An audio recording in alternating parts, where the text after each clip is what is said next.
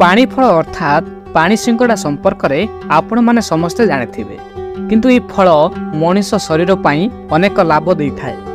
जानिले आपण आश्चर्य हेबे मनीष शरीर केते प्रकार हितरे लागि थाए पानी भितर फळुतबा ए पानी फलटी। पानी फल खाइले अनेक रोगरु रक्षा करने सहित स्वास्थ्य पाई बहुत फायदा दे थाए। ए पानी फल न पे आसु आज्ञा खाइले पेट ठंडा रहिबो खाइबा भी भल लागे हो सेतपे आसलु तो दिन भी भल शीत दिन सब तो मिलूनी शीत दिन भी मिलूची सेतपे आसले न पई हो। पानी सिंगड़ा साधारणतः ठंडा दिन बाजार में बिक्री होतबा देखिबा को मिलता है। बालेश्वर जिला हलदीपदा अंचलर पंचानन दास एक एकर जमी रे ए फल चाष करिसंती। ए पानी फल फलिबा परे व्यापारी मानकु बिक्री करबा सह निजे मध्य विभिन्न बाजार को नै बिक्री करिथांती पंचानन।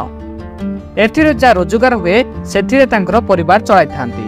पानी फल एटा पानी सिंगड़ा कंटा फल खाइबा द्वारा जरा हाड़ का भांगी तार कैल्शियम पावर अच्छी से जुड़ेब आ पेट गरम हो सेटा काटब आ मेह धातु पड़ुव सेटा दूर हम माने पानी माने पोखरी तड़ा हुए चाष हुए आ बिल गोटे ताड़िकी चाष करती।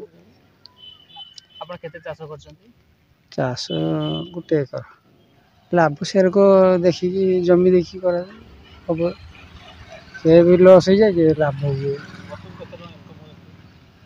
वर्ष 50-60 पुरी कतरू जाजपुर कतरू भद्रक कतरू केउझर कतरू बड़बिल कतरू सब आड़ समस्ते जाते सब बेपारी नहीं जाते फल पुरी जाए पुरी पठा जाए।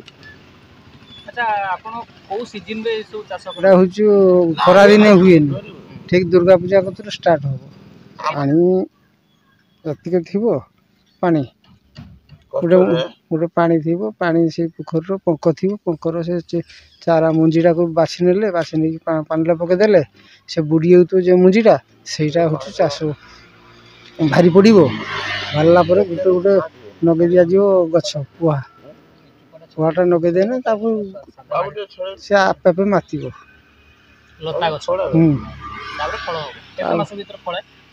हाँ 2-3 मास भर भेड़ा नगे माने बड़ गड़िया थी गुड़ पाऊन भेड़ार चढ़ी तोड़े जार गुड़ पाऊब से चलिकी तोड़े